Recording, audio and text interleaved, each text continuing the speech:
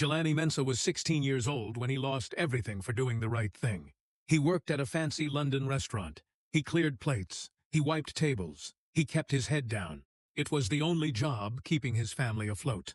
Then one Friday night, the rapper Big Shaq walked in, and a group of rich men started humiliating him in front of the whole restaurant.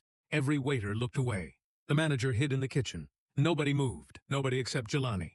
He stepped up, he spoke out, and 30 minutes later he was fired on the spot. He rode the bus home with wine stains on his shirt and no idea how he would tell his mum they had just lost their lifeline. But what Jelani didn't know, what he couldn't possibly know, was that someone in that restaurant had been recording everything. And by morning, the whole world would see what he did. That was the night Jelani Mensah lost his job. The next day, he got 2 pieces of news that would change his life forever. This is his story.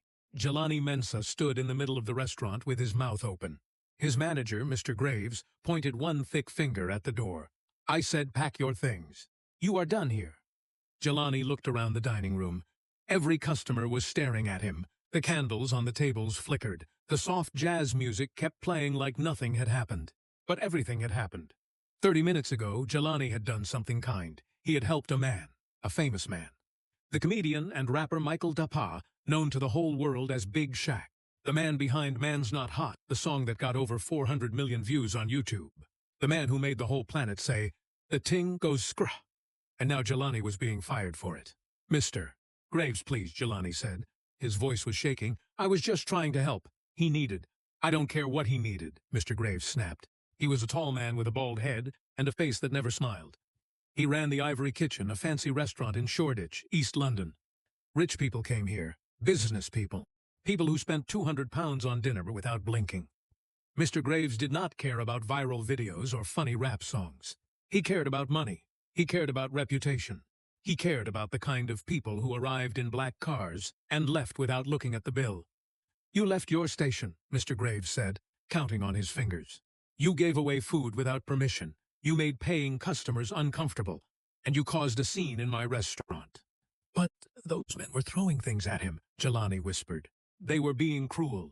Those men, Mr. Graves said, leaning close enough that Jelani could smell the coffee on his breath, spend £4,000 here every month. You are a part-time busboy who I can replace by morning.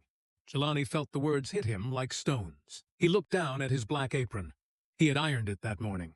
His mom, Abena, had watched him iron it and said, You look so smart, Jelani. Your father would be proud. His father, gone since Jelani was 7. A heart attack on a Tuesday afternoon in Accra, Ghana.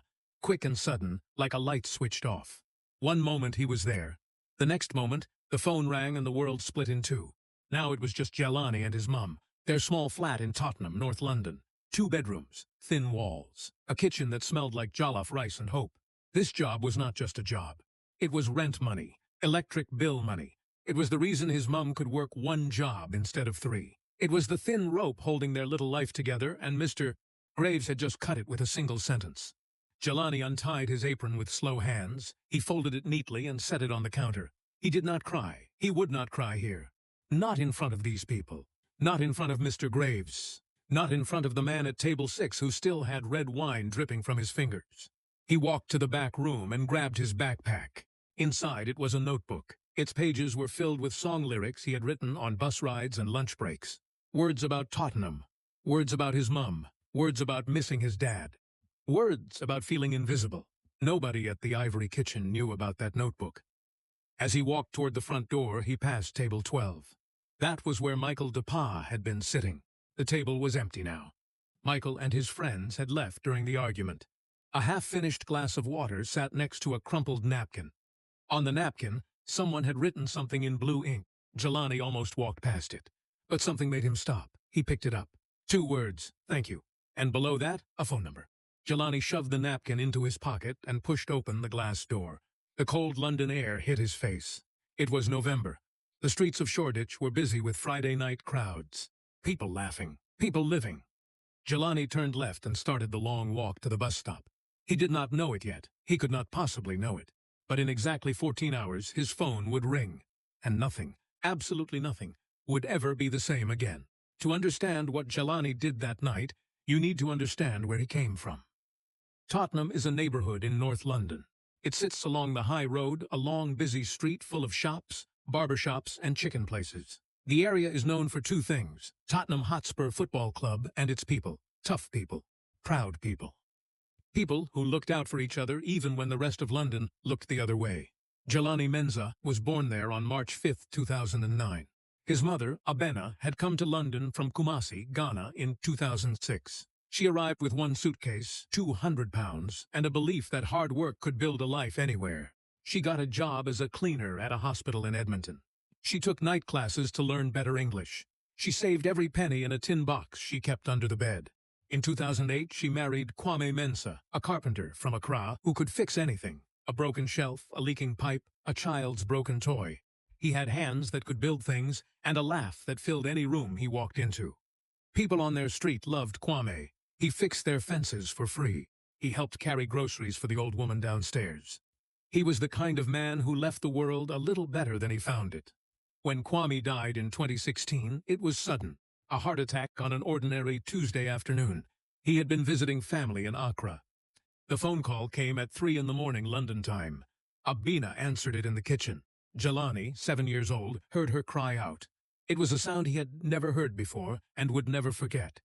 A sound like something being torn apart from the inside. Abena did not fall apart after that. She could not afford to. She picked up extra shifts. She braided hair on weekends for cash. She sold kelawele, spicy fried plantain, to neighbors from their kitchen. She made sure Jelani had clean clothes and warm food every single day. She carried the grief inside her body like a heavy stone, but she carried it quietly so that Jelani would not have to lift it too. Jelani learned something from watching his mother. He learned that you show love through what you do, not what you say. At school, Jelani was quiet, not shy. Quiet. There is a difference. Shy means you are scared to speak. Quiet means you are busy listening. Jelani listened to everything. He listened to the way people talked on the bus. He listened to grime music and Afrobeats. He listened to the sound rain made on the roof of their flat. He listened to the way his mum hummed old Ghanaian songs while she cooked, songs she said her own mother used to sing in the kitchen back in Kumasi.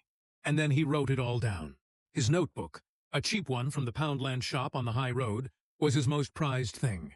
More valuable than his phone. More valuable than anything. The cover was bent, and the pages were soft from being handled so much. Some pages had water stains from the time he got caught in the rain walking home from school. He had never shown his lyrics to anyone. Not his mum, not his best friend Declan, who went to the same school, not his music teacher, Mrs. Oyeleran, who always told him he had something special in his voice when he sang in class. Jelani was scared. What if the words were not good enough? What if people laughed? What if he opened up that notebook and let people see inside, and they saw nothing worth seeing? So he kept them hidden. Page after page of songs that nobody would ever hear. When Jelani turned 16, Abena sat him down at their small kitchen table, the one with the wobbly leg that they fixed with a folded piece of cardboard. "We need help with the bills," she said softly. She never complained. But Jelani could see the worry lines on her face. They were deeper now, like rivers cut into the earth. The next week, Jelani got the job at the Ivory Kitchen. The restaurant was in Shoreditch, a trendy part of East London, where old brick buildings sat next to modern glass towers. Street art covered the walls. Designers and tech people filled the coffee shops. It took Jelani 45 minutes to get there by bus. The number 149 from Tottenham to Dalston, then a quick walk. He made the trip 4 times a week. After school, he would change into his black trousers and white shirt in the restaurant bathroom, tie on his apron, and start clearing tables. The pay was not great, but it was something. Every Friday, he gave his mum most of his wages. He kept just enough for his bus pass and the occasional chicken wrap from the shop near school. This was his life, simple, careful, balanced like a coin standing on its edge, and then Michael DePa walked into the Ivory Kitchen, and the coin fell. It was a Friday night in November, the kind of cold, damp London evening where your breath made little clouds in the air and the streetlights wore halos of fog. The Ivory Kitchen was packed. Every table was full. The kitchen was loud with the clatter of pots and the shouts of chefs. Waiters moved quickly between tables, carrying plates that looked more like art than food. Jelani was working hard. He moved between tables, clearing plates, refilling water glasses, wiping crumbs from white tablecloths. His feet ached. He had been standing since 4 o'clock, and it was now almost 9. 5 hours of carrying heavy trays, dodging waiters, and being told to move faster by Mr. Graves. His shoulders hurt.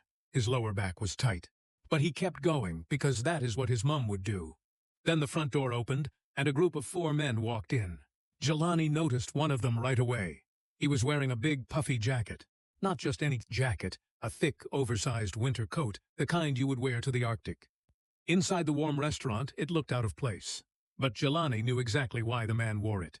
He had seen the fire in the booth video 100 times. He had watched the performance on BBC Radio 1 Extra, where Big Shaq rapped in that same jacket, and the whole internet lost its mind. The video had been shared millions of times. It was the moment that turned Michael Dapa from a funny YouTuber into a global name. Michael Dapa. Big Shaq himself, right here, in this restaurant, standing 10 meters from Jelani. Jelani's heart beat faster. He gripped the stack of plates in his hands a little tighter. He wanted to say something. He wanted to walk over and say, "I know every word of Man's Not Hot. Your comedy sketches on YouTube are brilliant. Your character Roadman Shaq made people laugh. But it was more than that. You made people from ends feel seen. You showed the world that kids from South London and North London and East London have stories worth telling." But he was working. Mr. Graves had rules. Rule number 1, never bother the customers. Rule number 2, you are invisible. Do your job and disappear. Rule number 3, if a customer needs something, get a waiter. You are a busboy, not a person. So Jelani stayed quiet. He watched from across the room as the hostess led the group to table 12 by the window. The table had a small vase of white flowers and a candle that flickered when they sat down. Michael Dapa was not in character tonight. He was not doing the Big Shaq voice. He was not acting for cameras. He was just Michael, a young man from Croydon, South London, who had turned comedy and music into a career. Calm, polite. He said please and thank you to the hostess. He pulled out the chair for one of his friends. He laughed softly at something someone said. He studied the menu carefully, the way you do when you actually care about what you are about to eat. Jelani thought about something his mum always told him. You can tell a person's true character by how they act when they think nobody important is watching. Michael Dapa, when nobody was watching, was kind. Jelani could see it in every small thing he did. The trouble started about 20 minutes later. There was a group of 5 men at table 6. They were regulars. They came every Friday night without fail. They wore expensive watches and tailored suits and shoes that cost more than Jelani's mum made in a week. They drank the most expensive wines on the menu, bottles that cost £300 or more. Mr. Graves loved them because they always left big tips and never complained about the prices. They were, in Mr. Graves's eyes, the perfect customers. But these men were loud. And tonight they were drunk. One of them, a red-faced man with slicked-back hair and a gold signet ring on his pinky finger, noticed Michael Dapa across the room. He nudged his friends. They all turned to look, the way people look at animals in a zoo. "Oi," the red-faced man called out, loud enough for the whole restaurant to hear. "Is that the Man's Not Hot guy?" Michael looked over. He gave a small nod and a polite smile. The kind of smile that says, "Yes, hello, I'd like to eat my dinner in peace." But the red-faced man did not want peace. He wanted a show. "Go on, then," he shouted. "Do the thing! Do the skra! Come on, dance for us!" His friends laughed. Loud, ugly laughter that bounced off the restaurant walls. Michael turned back to his table. He said nothing. His jaw tightened just a little. "What's wrong?" the red-faced man continued. "Too good for us now. You're a meme, mate. That's all you are. A joke, a one-hit wonder." Jelani stood frozen near the kitchen door. His hands squeezed the cloth he was holding. He watched Michael Dapa sit perfectly still, patient, dignified. The man who had made millions of people laugh was now being laughed at, not with that. And it was mean. It was the kind of mean that hides behind money and alcohol and the belief that fame means you own a piece of someone. The kind of mean that thinks being rich gives you the right to treat another person like a toy. Jelani looked at Mr. Graves. Surely the manager would step in. Surely he would ask those men to stop. Mr. Graves caught Jelani's eye. Then he looked away and walked toward the kitchen.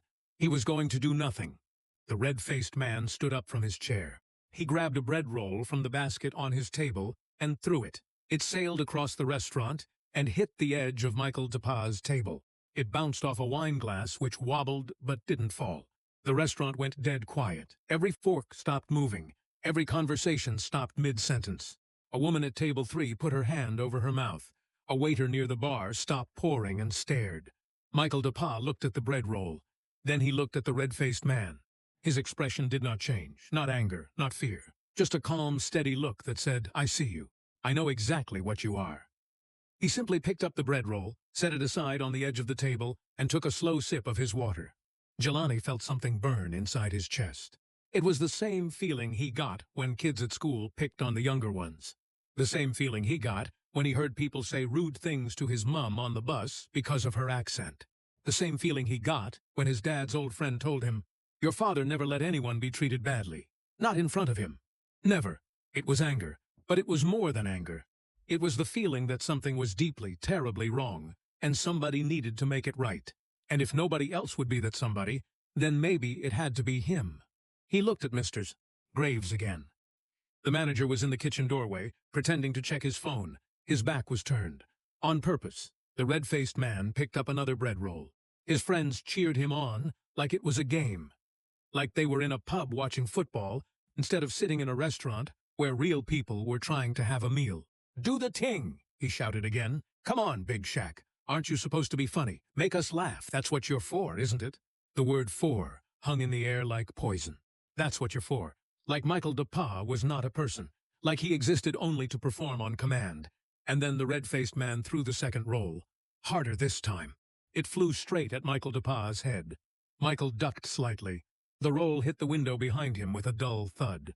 One of Michael's friends started to stand up, his face tight with anger. But Michael put his hand on the man's arm and gently shook his head. "Leave it," Jelani saw him whisper. "It's not worth it." That was when Jelani moved. He did not think about his job. He did not think about the rent or the electric bill or the hole in his mom's shoe.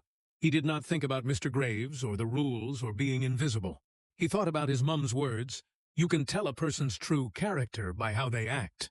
And he thought about his father, Kwame, who fixed things, who never walked past something broken without stopping to mend it. Jelani walked straight to table 6. His legs felt strange, like they belonged to someone else. He stood in front of the red-faced man. Jelani was 16 and not very tall. The man towered over him even while sitting down. Up close, Jelani could see the broken blood vessels on the man's nose, the glossy look in his eyes from too much wine. "Please stop," Jelani said. His voice was calm, but his hands were shaking behind his back where nobody could see. "He's a customer, same as you. He deserves to eat in peace." The red-faced man stared at him. His mouth hung open slightly, like he could not believe a busboy was speaking to him, like the furnitures had suddenly started talking. "Excuse me," the man said. "I said please stop throwing things. It's not right." One of the man's friends laughed nervously. Another one muttered, "Leave it, Craig, come on." But Craig, the red-faced man, was not the leaving it type. He was the type who had never been told no by anyone who couldn't do something for him. He stood up. His chair scraped loudly against the floor. He was at least 6 feet tall. He looked down at Jelani like he was looking at a stain on his shoe. "Listen, kid," he said, pushing his finger toward Jelani's chest. "You work here. You clean tables. You don't talk to me. You don't even look at me." "I'm talking to you because nobody else will," Jelani said.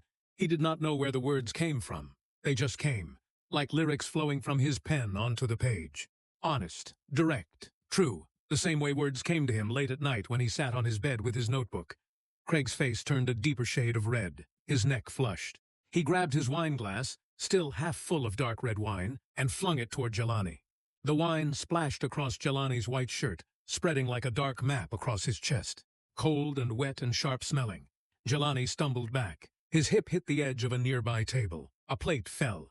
It shattered on the tile floor, the sound cracking through the silence like a gunshot. Pieces of white porcelain scattered across the ground like broken teeth. A woman at the next table gasped. Someone whispered, "Oh my God!" And that was when Mr. Graves finally appeared. But he did not yell at Craig. He did not ask the red-faced man to leave. He did not call security.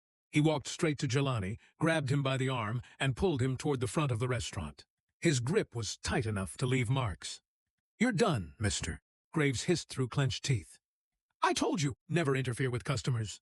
"He was throwing food at someone," Jelani said. "He threw wine at me." "Craig Whitford spends more money here in a month than you will make in a year," Mr. Graves said, his voice cold and flat like a closed door. "Pack your things." From across the room, Michael DePa stood up from table 12. He took a step forward. "Wait," he said. "Hold on a moment. This young man was helping me. He stood up for me. He didn't do anything wrong." Mr. Graves turned to Michael with a stiff, practiced smile. "Sir, I sincerely apologize for the disturbance. Your meal is on the house tonight. but my staff decisions are not up for discussion. Michael looked at Jelani. Their eyes met across the restaurant. Something passed between them. Not words, something deeper, something older. The kind of understanding that two people share when they both know what it feels like to be treated as less than they are. Then Jelani walked to the back to get his bag. The bus ride home felt like it lasted forever. Jelani sat in the back of the number 149, his forehead pressed against the cold window. The wine stain on his shirt had dried into a stiff, dark patch that pulled at the fabric when he moved. He could smell it, sour and sharp, mixing with the bus smell of damp coats and old seats. The bus passed through Dalston, then Stamford Hill, then Seven Sisters. The streets blurred past like a sad film playing outside the glass. Fried chicken shops with bright yellow signs. Corner stores with metal shutters half pulled down. Groups of teenagers standing under bus shelters, laughing at something on a phone, their breath making clouds in the cold air. Normal life. Everyone else's normal life, still moving forward. Only Jelani's had stopped. An old woman sitting across from him kept glancing at the wine stain on his shirt. Jelani pulled his jacket tighter around himself to hide it. He didn't want her pity. He didn't want anyone's pity. He wanted to rewind the night. He wanted to go back to 4 o'clock when he was just a boy tying his apron, getting ready for a normal shift. But he also knew that if he could go back, he would do the same thing. That was the terrible part. He would stand up again. He would say the same words. Because some things are more important than keeping your head down. His dad would have done the same thing. He was sure of it. Jelani looked down at his hands. They were still shaking, not from anger now, from fear, cold, heavy fear that sat in his stomach like a rock. What was he going to tell his mum? Last month, the electric bill had been higher than usual because of the cold weather. His mum had skipped buying herself new shoes so they could pay it. Her old ones had a hole in the bottom. She put cardboard inside to cover it. She thought Jelani didn't know, but he saw her do it one morning when she thought he was still asleep. He had stood in the hallway and watched her carefully cut a piece of cardboard from a cereal box, trace the shape of her shoe, and slide it in. She did it calmly, without complaint, like it was the most normal thing in the world. And now his job was gone, because he stood up for someone. Because he did what was right. Was it worth it? That question circled his head like a dog chasing its tail. Round and round, no answer. Jelani reached to his pocket and felt the crumpled napkin, the one from table 12. Thank you. And a phone number. He pulled it out and looked at it under the pale bus light. 10 digits written in messy handwriting. The ink was slightly smeared where it had been folded. For a moment, he thought about calling. What would he even say? Hi, I'm the busboy who got sacked because of you. Can you fix my life? No, that wasn't fair. Michael DePa did not owe him anything. Nobody owed you anything for doing the right thing. That's what made it the right thing. You did it for free. Jelani shoved the napkin back in his pocket. The bus reached Tottenham. He got off at the high road and walked the 4 blocks to his flat. The streets were quiet now. A fox trotted across the road ahead of him, its orange tail catching the streetlight before it disappeared into a garden. Somewhere in the distance, a siren wailed and faded. Jelani stopped outside his building. He looked up at the 3rd-floor window. The light was on. His mum was awake, waiting for him. She always waited, no matter how late it was, no matter how tired she was from her own shift. He took a deep breath. The air was cold enough to hurt his lungs. Then he noticed something. On the ground floor, near the row of metal mailboxes, something was sticking out of box 14, their box. A large brown envelope, thick and heavy. Jelani pulled it out. The return address was printed in neat black letters, but in the dim hallway light he could not read it clearly. He tucked it under his arm. Upstairs. Mum. The truth. One thing at a time. He climbed the stairs slowly. Each step felt heavier than the last. On the 2nd-floor landing, he stopped. He pressed his back against the cold concrete wall and closed his eyes. He allowed himself 10 seconds. 10 seconds to be scared. 10 seconds to feel the weight of everything pressing down on his chest. Then he opened his eyes, straightened his back, and walked up to the 3rd floor. He would tell his mum the truth. He would figure out the rest tomorrow. He did not open the brown envelope. Not yet. He was too tired, too sad, too everything. That envelope would sit on the kitchen counter all night, waiting quietly, holding a secret that would turn his whole world upside down. Abina Mensa did not shout. She never shouted. That was not her way. Some people get loud when they are scared. Abina got quiet. The quieter she was, the more she was feeling. When Jelani walked through the door, she was sitting at the kitchen table with a cup of tea that had gone cold a long time ago. She was still in her hospital cleaning uniform. Light blue top, dark blue trousers, white trainers with scuff marks on the toes, and cardboard hidden inside the left one, where the sole had worn through. She saw the wine stain on his shirt first. Her eyes moved across it slowly, reading it like a map of something terrible. Then she looked at his face. She saw everything there. The anger, the fear, the shame, the sadness. A mother can read her child's face the way other people read books. Every line tells a story. "Sit down," she said softly. Jelani sat. He put his backpack on the floor. He placed the brown envelope on the counter behind him, and then he told her everything. The man in the big jacket. The rude men at table 6. The bread rolls thrown like toys, the cruel words. The wine flung at his chest. Mr. Graves, the firing. The walk to the bus stop alone. He left nothing out. He did not try to make himself sound brave. He did not try to make Mr. Graves sound worse than he was. He just told the truth. Plain and simple, the way his mum had taught him. When he finished, the kitchen was quiet. The only sound was the hum of the old refrigerator in the corner. The one that made a clicking noise every few minutes that they had both learned to ignore, and the ticking of the clock shaped like a rooster that had hung on the wall since they moved in. His dad had hung that clock. It was one of the last things Kwame put up before his trip to Accra. Abna reached across the table and took her son's hands. Her fingers were rough from years of cleaning. She used to have smooth hands, Jelani remembered. In the photos from before his dad died, her hands were smooth and she wore a gold ring. She had sold the ring 2 years ago to pay for Jelani's school uniform. "Jelani," she said, "look at me." He looked up.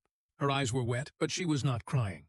She was doing that thing she did, holding the tears in by sheer willpower, the way she held everything in, the way she held their whole life, together with nothing but her 2 hands. "What you did tonight," she said, "was exactly what your father would have done." Jelani's chin trembled. He bit the inside of his cheek to keep steady. "Your father stood up for people, always. Even when it cost him. Even when nobody asked him to. Even when the whole room turned the other way." She squeezed his hands tighter. "You are his son, all the way through. All the way down to your bones." "But the money, Mum," Jelani whispered. "The bills, the rent is due in 2 weeks." "We will figure it out," she said. "We always do. We always have." She stood up and took his shirt. She filled the sink with cold water and soap. She began scrubbing the wine stain with her bare hands, working the fabric back and forth with a rhythm that came from years of cleaning other people's messes. Jelani watched her. She treated that shirt like she was washing away the cruelty of the whole night. Like, if she scrubbed hard enough, she could undo what had happened. "Go to bed," she said without turning around. "Tomorrow is a new day, and new days have a way of surprising us." Jelani picked up the brown envelope from the counter. He turned it over in his hands. It was heavier than a normal letter. "What's this?" he asked. "It came today," his mum said, still scrubbing. "I don't know. I was waiting for you to open it." Jelani was too tired. His brain felt like it was filled with wet cotton. He set the envelope back on the counter and walked to his room. He changed into a t-shirt and joggers. He plugged in his phone. As it powered on, he noticed something. Notifications started popping up, one after another, like popcorn going off.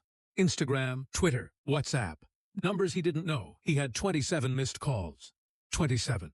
His stomach dropped. What was happening? Had something gone wrong?